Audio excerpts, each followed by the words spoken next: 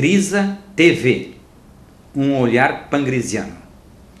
Esse programa continuará buscando ajudar você a perceber melhor como funciona a vida.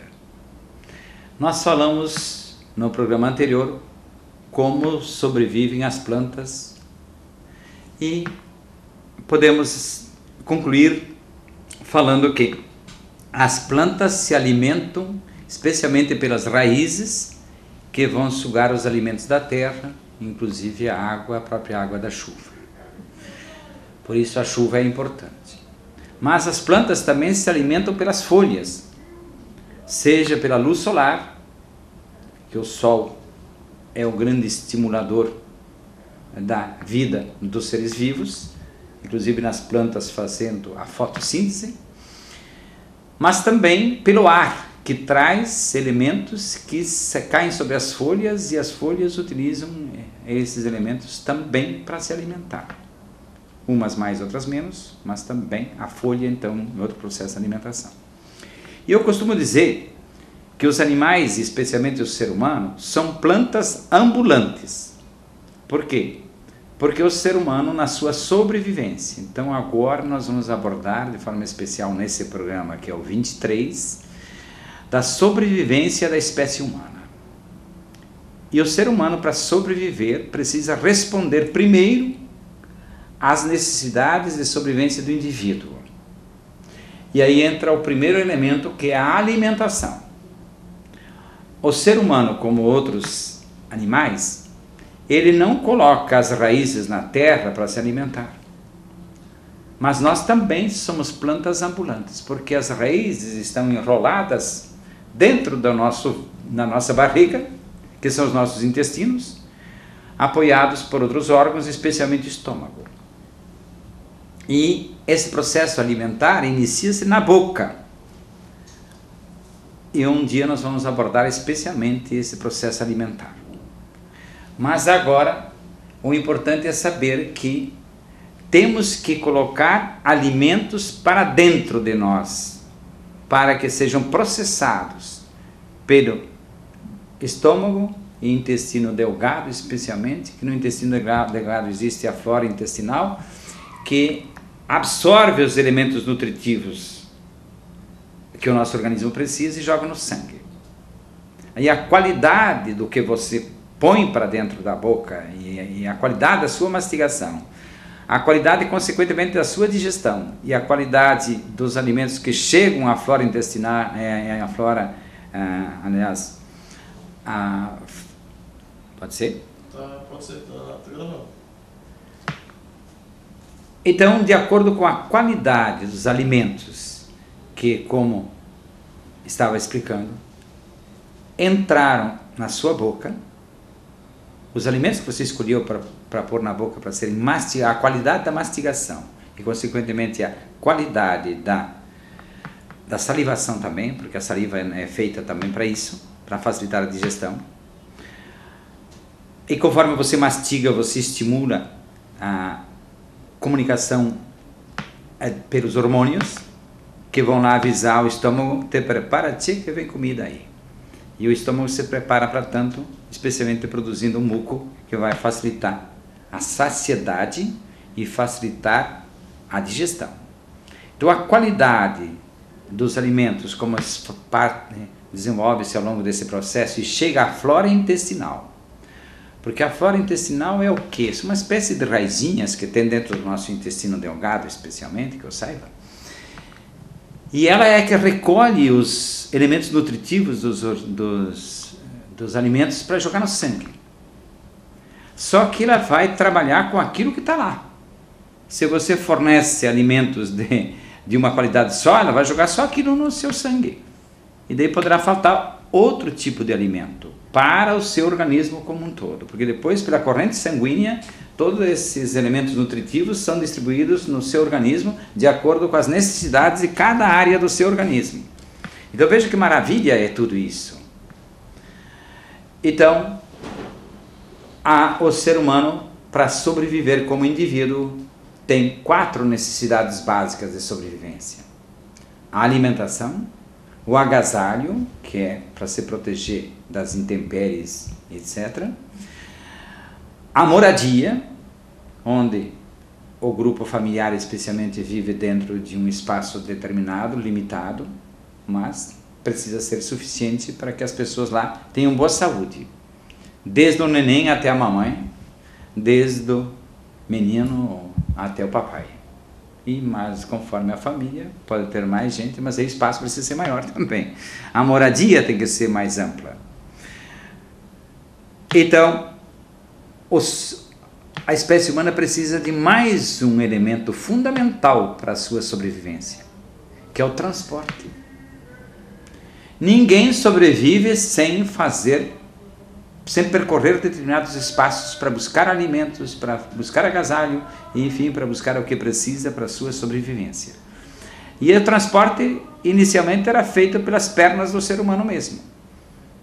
Depois, com o passar do tempo, se descobriu que usando calçado, o transporte humano tinha melhor qualidade. E assim por diante, cada espaço geográfico teve lá suas necessidades. Até que surge um momento em que o ser humano percebe que colocando um peso sobre uma tábua, por exemplo, puxando a tábua, ela escorrega mais facilmente, é mais fácil de transportar aquele peso maior, não importa se era pedra, se era outra coisa, se era saco de alimento. Mas depois descobriu que a tábua, quando rolava sobre determinados pedaços de madeira redondos, ela escorria mais rápido. Aí se começou a usar paus redondos para se colocar embaixo daquelas tábuas sobre as quais se colocava sacos ou pedras para serem transportadas. E com esses roliços surge a ideia da roda. Não uma roda que fosse usada por pouco tempo, ou que cada momento tinha que pegar o pau roliço que ficou atrás, puxar lá para frente para poder usar mais uma vez, e sim que fosse um roliço permanente, grudado naquela tábua. E aí surge a roda e a carroça. E depois vem toda a evolução dos veículos de transporte até hoje, quando hoje eu digo a roda. No avião é só usada no aeroporto, na hora de levantar voo, na hora de pousar. Durante a viagem toda, a roda não é usada porque até o volante do aviador não é mais uma roda. Então, nesse sentido, nós vamos ter o quê? O processo de evolução do transporte. Como houve o processo de evolução da casa, da moradia, que inicialmente eram cavernas, depois eram casas de pedra, de madeira, até que hoje nós chegamos ao nosso famoso concreto armado e agora os pré-moldados de vários materiais. Então, tudo isso é o processo de evolução buscando responder às necessidades de sobrevivência do indivíduo. Só que, na espécie humana, para a sobrevivência da espécie humana, também como os outros animais, também precisamos desenvolver garantir a sobrevivência da espécie no espaço. E para sobreviver no espaço tem que ter processo de geração, processo de criação. E aí entra o papel da mulher e do homem como aqueles que vão ter a missão, a obrigação, o dever de cuidar dos seus filhotes, primeiro ter o direito de reproduzi-los, a reprodução e depois os cuidados para que esses seres humanos possam chegar na festa da vida com qualidade de vida. Não só qualidade genética, não só qualidade na área da saúde, mas qualidade comportamental. E aí então entra a sobrevivência do ser único. Que nenhuma pessoa aceita ser cópia ou fotocópia do outro. Cada um de nós é diferente. E cada um de nós precisa sentir-se útil e valorizado. Então, nesse sentido, nós temos... Como?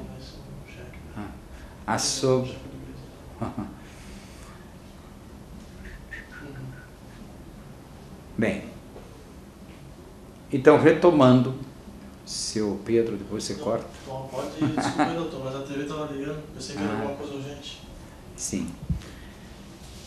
Então, o ser humano também precisa garantir a sobrevivência do ser único, que é o fato de que os seres humanos, isso acontece com todos os seres do universo, você não vai encontrar uma pedra igual a outra, você não vai encontrar um bichinho igual a outro, por mais parecido que sejam, mesmo da mesma espécie. Então, seres humanos são todos diferentes na sua forma externa, nas suas aparências, na sua forma física. Por quê? Porque eu me chamo Pedro, o meu cameraman que está filmando também chama-se Pedro. Pelo nome não dá para saber qual dos dois Pedros é. Mas se nós acrescentarmos o sobrenome, daí fica mais fácil. Mas mais fácil ainda é quando nós olhamos, não, esse é o Pedro lá da TV, não, esse é o Pedro lá de Ipape. Então, pelas nossas características físicas, nós somos muito distintos um do outro. Mas é preciso ser mais diferente ainda. É preciso que cada um seja diferente no seu modo de ser. Nas suas atitudes, nos seus comportamentos, nas suas habilidades, nas suas capacidades, nos seus talentos. O Pedro da TV, ele sabe muito dessa área de câmera e filmagem e companhia. Eu, nesse assunto, não sei quase nada. Mas ainda agora, com essa limitação visual que eu tenho nos últimos tempos, ficou mais limitado ainda. Mas eu entendo bastante de outras coisas que o Pedro não entende, ou não tem os mesmos conhecimentos. Então assim, cada um de nós busca ser automaticamente levado pelo automatismo mecânico do subconsciente, tende levado pela lei natural de sobrevivência do ser único, ou do princípio natural de sobrevivência do ser único, busca ser diferente um do outro. Por isso nós vamos abordar mais profundamente adiante, a primeira filha tende sempre a fazer o oposto da mãe. O primeiro filho tende a fazer o oposto do pai. O filho seguinte, o segundo filho tende a fazer o oposto do mais velho. E assim sucessivamente. Em busca de garantir a sobrevivência do meu ser único, de eu ser um ser especial, que tenho meus processos próprios, de sentir-me útil e buscar ser valorizado.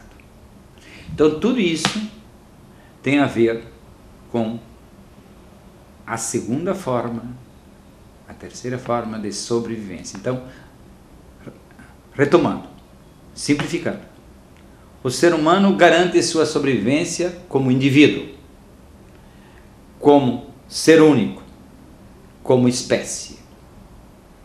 Então, para a sobrevivência da espécie, nós temos as atividades chamadas do relacionamento homem-mulher, pai e mãe, que vão dedicar-se, esse é o normal, esse é o natural, esse é o adequado, para garantir a sobrevivência dos seus filhos.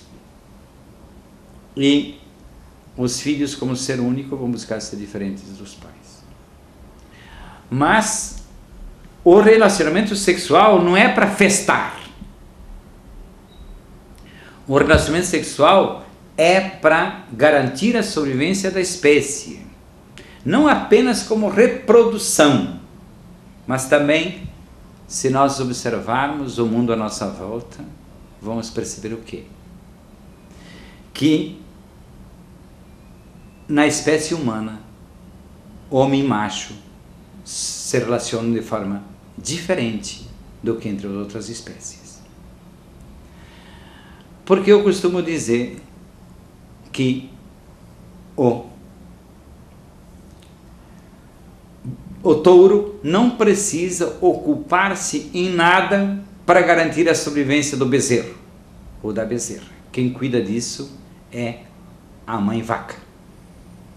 Ela que vai alimentar os filhotes, ela que vai ensinar o filhote a pastar, e ele se torna independente com bastante rapidez.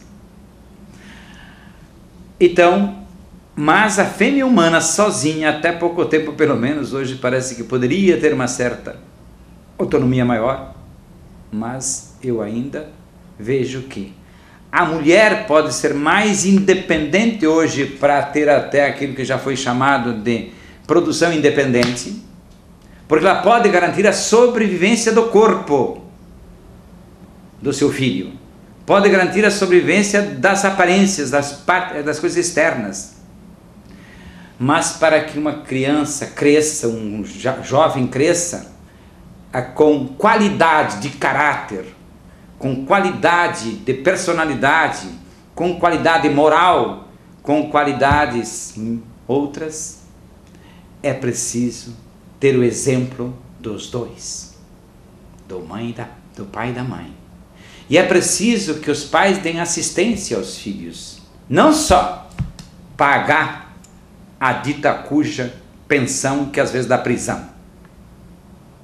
Devia dar prisão também quando a gente não dá exemplo para os filhos. Porque o ser humano não é bicho. O ser humano não é árvore. Que apenas precisa sobreviver, e nem eles precisam também de qualidade. Não basta ter um animal qualquer, um filhote qualquer. É preciso ter qualidade, como nós já falamos no programa anterior, quando falamos que o macho, como o leão, o leopardo e tantos outros, tem o direito de ter uma relação de qualidade com a fêmea, para que ele, que não vai ajudar a cuidar dos filhotes, ofereça a ela a melhor qualidade genética, para que tenha filhotes de qualidade, para que eles possam desenvolver as suas habilidades naturais com mais facilidade. Assim, os seres humanos também precisam. E aqui eu gostaria de fazer um parênteses, que no próximo programa eu vou aprofundar. Muita gente pergunta, sim, mas como é que o Grisa conseguiu desenvolver tantos conhecimentos? Cadê as pesquisas dele?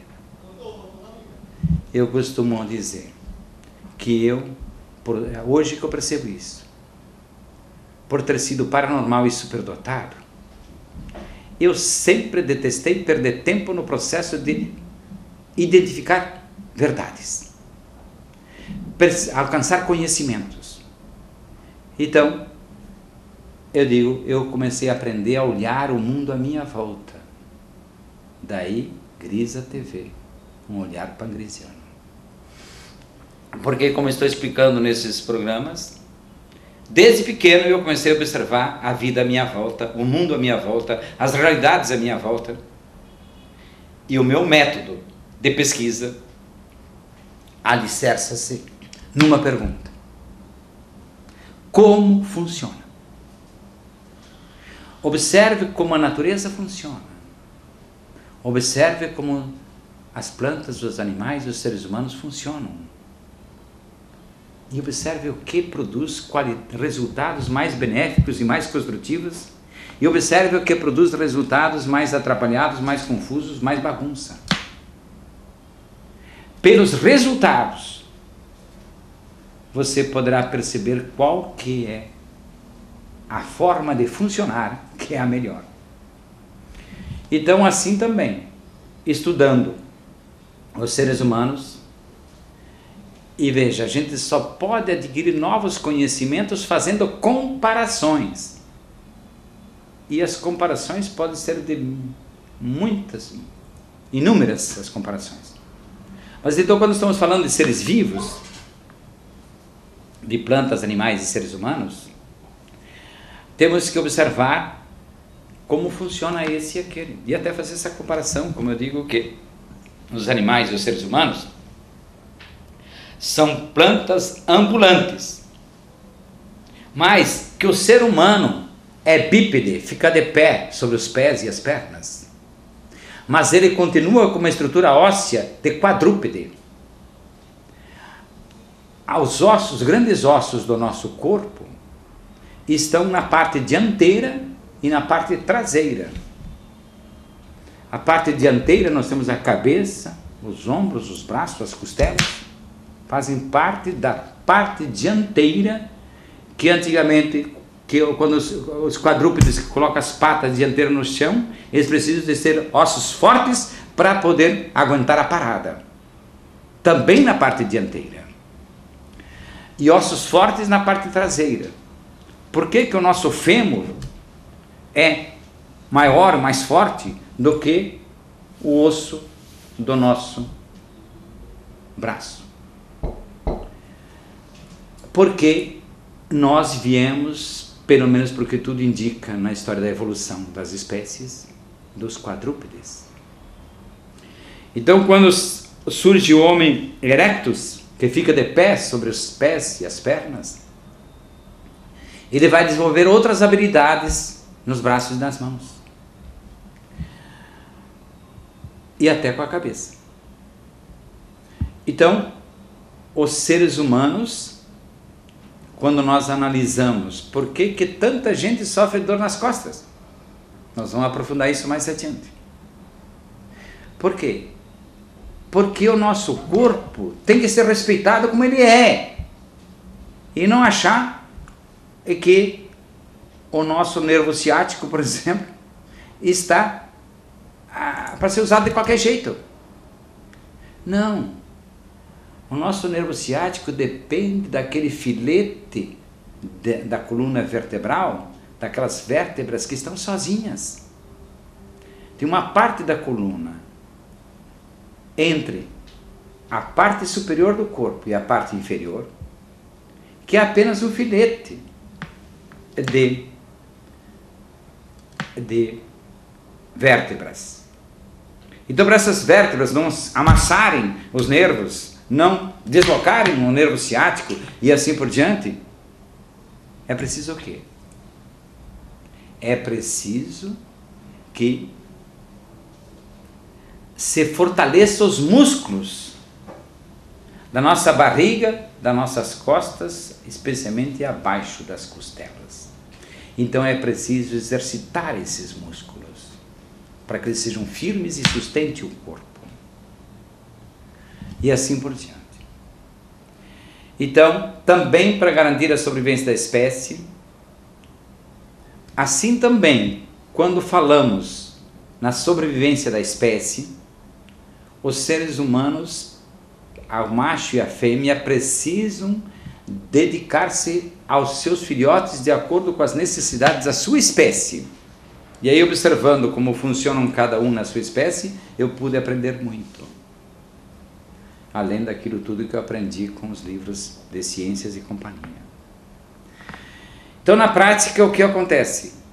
A fêmea humana não teria capacidade sozinha de cuidar dos seus filhotes até eles se tornarem independentes. E quando é que um filhote humano se torna independente? Quando ele é capaz de garantir a sua própria sobrevivência sem depender dos pais. Então eu digo que a adolescência, de fato, não termina lá para os 18 anos. Pode terminar a adolescência orgânica, a adolescência biológica, mas não a adolescência humana. Porque o ser humano, nas nossas condições, da nossa história de hoje, no nosso espaço físico de hoje, precisa conquistar condições para garantir a sobrevivência da sua sobrevivência e das pessoas com quais ele está envolvido. Então, o ser humano precisa, o homem precisa ajudar a mulher. Então veja a diferença. O macho é mais bonito que a fêmea na maioria dos animais. Basta ver o galo como é bonito perto de uma galinha. Mas por quê? Porque a galinha tem que se interessar por aquele galo que é mais bonito, porque sendo mais bonito ele tem melhor qualidade genética e vai colocar melhor qualidade genética nos seus ovos e nos filhotes que depois vão sair dos ovos. Mas no ser humano é diferente. A fêmea é mais bonita que o macho. Porque a mulher precisa manter o macho perto dela manter inclusive a atração sexual para ele se empolgar, de ficar perto dela, ajudá-la, para depois ter a festa do sexo. Mas isso é porque o homem, quanto macho, precisa dar sua contribuição maior, por mais tempo, para garantir a sobrevivência de um ser humano de qualidade. E qualidade não apenas no sentido orgânico, também no sentido emocional e no sentido de habilidades na conquista do que o ser humano precisa aprender a conquistar para ser um ser humano de verdade. Quem é o esquizofrênico? Mais adiante nós vamos aprofundar isso também. Esquizofrênico é aquele que não desenvolveu, por vários motivos, habilidades adequadas para se relacionar ao mundo à sua volta com competência.